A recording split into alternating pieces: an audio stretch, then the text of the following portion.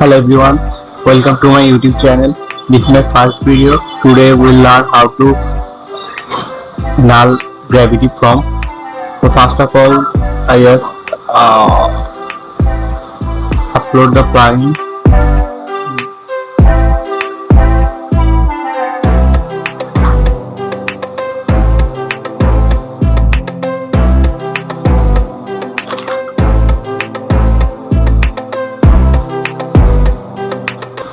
After upload, install now.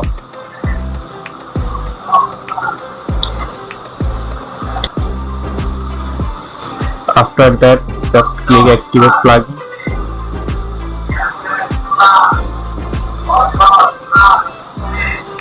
Here we enable this option.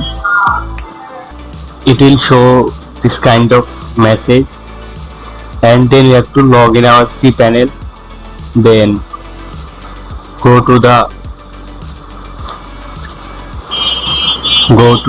my domain portfolio.flb.com, portfolio this one, and then WP content.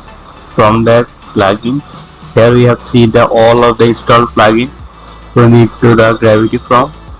And now we have to find out where the license file is.